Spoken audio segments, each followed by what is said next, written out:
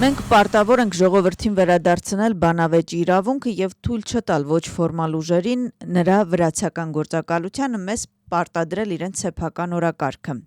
Այս հայտարարությունը արել է Վրաստանի վարչապետը սոցիալական ցանցում։ Ըստ նրա դեպատը, այսինքն ճշմարտության վերաբերյալ քննարկումը ժողովրդավարության ամենահիմնական հենասյուներից մեկն է։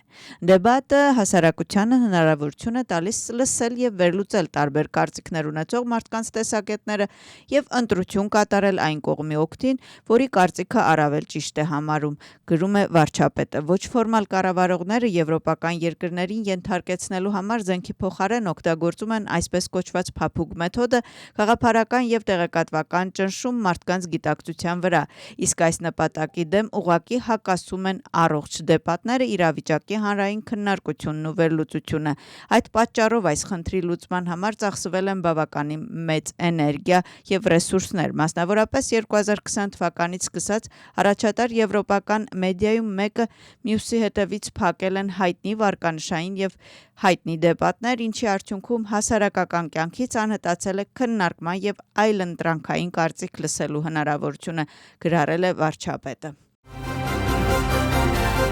Վրաստանի վարչապետ Իրակլի Կոբախիձեն հանդիպել է Ֆրանսիայի դեսպան Օլիվիե Կարտեի հետ, քննարկել են Վրաստանի եւ Ֆրանսիայի միջև գոյություն ունեցող հարաբերություններն ու համագործակցության հեռանկարները։ Մասնավորապես շեշտվել է ներկայիս միջազգային օրակարգի պայմաններում երկկողմ երկխոսության խորացման անհրաժեշտությունը։ Հատուկ ուշադրություն է դարձվել արևտրատնտեսական հարաբերությունների դրական դինամիկային։ Կողմերը վերահաստատել են պատրաստակամությունը շարունակել սերտ համագործակցությունը։ Գների իջեցման համար ստեղծված կառավարական հանձնաժողովը մինչև ապրիլ կներկայացնի կոնկրետ արդյունքներ, իսկ մինչ այդ կանցկացնի մի շարք հանդիպումներ։ Կառավարության վարչակազմում արդեն տեղի է ունեցել հանդիպում խոշոր ցանցային շուկաների ներկայացուցիչների հետ։ Նպատակն է պաշտպանել բիզնեսի ազատությունը եւ լուծել սննդամթերքի բարձր գների խնդիրը։ Ընդդիմադիր կուսակցությունների ներկայացուցիչները գնահատում են հանձնաժողովի աշխատանքը։ Ազգային շարժումը ապրանքների գների բարձրացման համար պատասխանատու է համարում վրացական երազանքին եւ լուծումը տեսնում է կառավարության եւ գործող քաղաքականության փոփոխության մեջ։ Գյորգի Գախարյայի կուսակցությունը հույս ունի, որ ընթացիկ գործընթացները կծառայեն ոչ միայն բիզնեսի վերաբաշխման հարցին, այլև պետական եւ խորհրդարանական հանձնաժողովները կապահովեն իրական արդյունքները։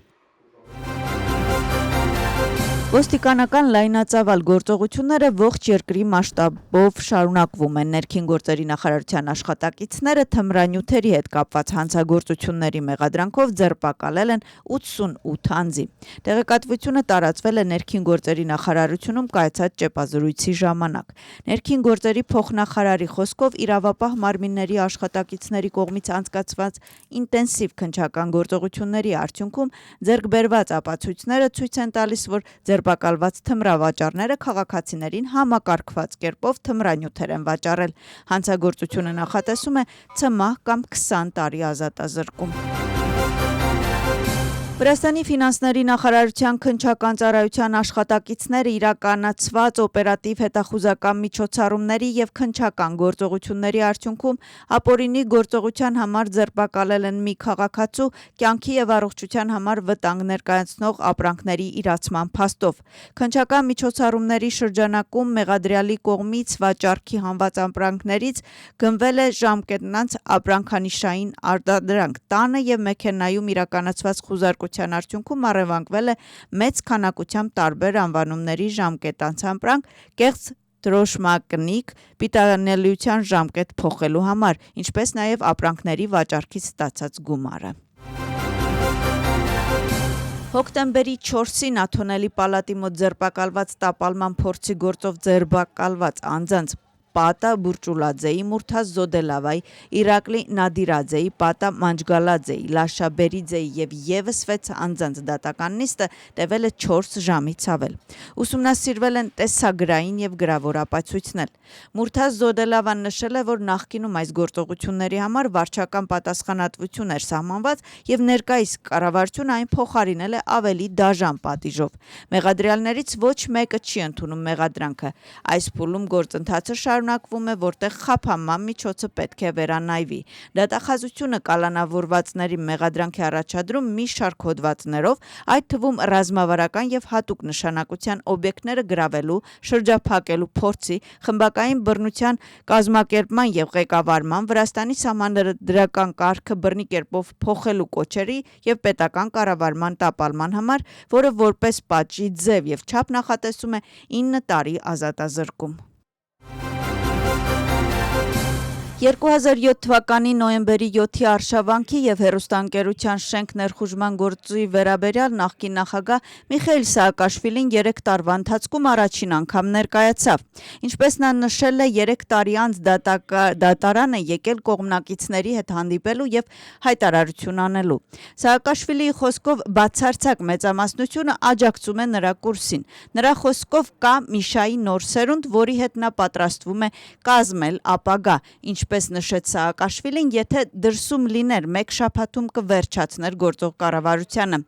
Նա նաև կոչ արեց ընդդիմությանը կրկին միավորվել եւ խոսել Վրաստանի մեկուսացման, ինչպես նաև Ռուսաստան-Ուկրաինա պատերազմի մասին։ Հայտարարություն ավարտելուց հետո նա լքեց գործընթացը։ Մեղադրանքի կողմի վկաները հարցաքննվել են փակ գործընթացով։ Մեղադրանքը խնդրել է գործընթացը դադարեցնել։ Նրանց փաստարկն այն է, որ գլխավոր շտաբի նախկին տեղակալները զբաղեցրել են պետական գաղտնիքի հարցերով։ Հաջորդ նիստը կշարունակվի մեղադրանքի կողմի վկաների հարցաքննությամբ։ Սաակաշվիլիից բացի գործով մեղադրյալներ են նախկին բարձրաստիճան պաշտոնյաներ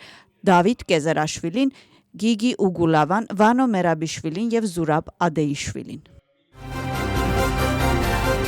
Այսօր Թբիլիսիի քաղաքային դատարանում տեղի կունենա նաև Գյորգի Գախարյայի դատավարությունը հունիսի 20-ի գործով։ Այսօրվա նիստում հավանաբար կքննարկվի ապացույցների ընդունելության հարցը, ինչպես նաև կվերանայվի Գախարյայի նկատմամբ հերակա կարգով կիրառված կալանքի խափանման միջոցը եւ կկայացվի որոշում գործը դատարան ուղարկելու վերաբերյալ։ Ըստ էության քննության Գյորգի Գախարյային մեղադրանքի առաջադրվել 2-ից ավելի անձանց առողջությանը դիտավորյալ վնաս հասցնելու եւ պետական քաղաքական պաշտոն զբաղեցող անձի կողմից պաշտոնական լիազորությունները չարաշահելու մեջ։ Թբիլիսիի քաղաքապետ Կախա Կալաձեն այսօրվա կայացած նիստում հայտարարել է, որ վանդալիզմի դեմ պայքարում ներքաշվելու է նաև ներքին գործերի նախարարությունը եւ որ նման դեպքերի վերաբերյալ օրենքով նախատեսված միջոցների կիրառումը ավելի խիստ կլինի։ Նրա խոսքով մինչև այժմ օրենքը գործում էր, սակայն կիրարկման մասով առկա են որոշակի խնդիրներ։ Նա հանձնարարել է Թբիլիսիի մունիցիպալ տեսչության ղեկավար Գոգի Չիկովանին դարձնել այս ուղղության գերակայունությունը։ Դոնալդ Թրամփը ստորագրել է Խաղաղության խորհրդի կանոնադրությունը։ Սա նոր միջազգային մարմին է, որն ստեղծվել է որպես ՄԱԿ-ի այլընտրանք։ Ստորագրման արարողությունը տեղի է ունեցել Դավոսի համաշխարհային տնտեսական ֆորումում։ Միջոցառմանը մասնակցել են Մերձավոր Արևելքի եւ Հարավային Ամերիկայի երկրների ներկայացուցիչներ, ինչպես նաև Հունգարիայի վարչապետ Վիկտոր Օրբանը, Հայաստանի վարչապետ Նիկոլ Փաշինյանը եւ Ադրբեջանի նախագահ Իլհամ Ալիևը։ Ըստ Թրամփի Խաղաղության խորհուրդը գործակցի բազմաթիվ այլ կազմակերպությունների, այդ թվում ՄԱԿ-ի հետ։ Սպիտակ տան մամուլի քարտուղարը ելույթից հետո հայտարարեց, որ Խաղաղության խորհուրդը այժմ պաշտոնապես միջազգային կազմակերպություն է։ Երկրների ղեկավարները հերթով ստորագրեցին Խաղաղության խորհրդի կանոնադրությունը։ Մեծ Բրիտանիան, այսպես կոչված Թրամփի կառավարությունը չի ստորագրի Խաղաղության խորհրդի հիմնադիր համաձայնագիրը Պուտինի պատճառով, ասել է Մեծ Բրիտանիայի արտաքին գործերի նախարար Իվետ Քուփերը։ Հարցին թե արդյոք Մեծ Բրիտանիան կմիանա Խաղաղության խորհրդին, Քուփերն ասել է, որ դեռևս որևէ նշան չի տեսել Պուտինից, որ նա կկատարի Ուկրաինայում խաղաղություն հաստատելու իր պարտավորությունը։ Նա հավելեց, որ Լոնդոնը վճռականորեն աջակցում է ԱՄՆ-ի նախագահ Դոնալդ Թրամփի Մերձավոր Արևելքում պատերազմը դադարեցնելու 20 կետանոց ծրագրին, որը Թրամփը պատրաստվում է ներկայացնել Դավոսում կայանալիք համաշխարհային տնտեսական ֆորումում։ Մոսկվան գնահատում է ԱՄՆ-ի նախագահի եւ նրա թիմի ջանքերը Ուկրաինայում իրավիճակը կարգավորելու համար, հայտարարել է Ռուսաստանի նախագահի մամուլի խոսնակ Դիմիտրի Պեսկովը։ Բացի այդ, Պեսկովը չի մեկնաբանել Դոնալդ Թրամփի հատուկ ներկայացուցիչ Սթիվ Վիտկոֆի հայտարարությունը, որ կողմերը մոտ են համաձայնության։ Կրեմլի խոսնակի խոսքով ռուսական կողմը մտադիր չէ գնահատել գործընթացը ԱՄՆ-ի նախագահի հատուկ ներկայացուցիչի եւ Ռուսաստանի նախագահի հանդիպումից հետո։ Հիշեցնենք, որ այսօր ԱՄՆ-ի նախագահի հատուկ ներկայացուցիչները կայցելեն Մոսկվա, որտեղ կհանդիպեն Ռուսաստանի նախագահ Վլադիմիր Պուտինի հետ։ Ապոլոն ջրագնդակի ակումբի մարզիչների այցը Բելգորոդ։ Թիմի նախագահ Դիմիտրի Աբդուշելիշվիլին հանդիպել է Եվրոպական ջրային ֆեդերացիայի նախագահ Անտոնիո Սիլվայի հետ։ Անդրադարձել են վրացական ջրագնդակի եւ մասնավորապես Ապոլոնի ապագա ծրագրերին։ Անտոնիո Սիլվան դրական է գնահատել Ապոլոն ջրագնդակի ակումբի մարզիչների տեսլականը թիմի ապագա զարգացման վերաբերյալ։ Եվրոպայի առաջնության եզրափակիչում Վրաստանի ջրագնդակի հավաքականը կխաղա Ֆրանսիայի դեմ։ Հայտնի կդառնա, թե ով կզբաղեցնի մրցաշարի 9-րդ տեղը։ Մեր թիմը ընթացիկ մրցաշարում հաղթել է 2 խաղում, առաջին խմբային փուլում հաղթել է Սլովենիային, իսկ երկրորդ խմբային փուլում Թուրքիային։ 2026 թվականի Եվրոպայի առաջնությանը մասնակցել է 16 թիմ, որից միայն 4 թիմը շարունակում է պայքարել տիտղոսի համար։ Դրանք են Հունաստանը, Հունգարիան, Իտալիան եւ Սերբիան։ Այսօրվա խաղը կսկսվի ժամը 16:15-ին, իսկ ուղիղ հեռարձակումը ավանդաբար կհեռարձակի Վրաստանի առաջին ալիքը։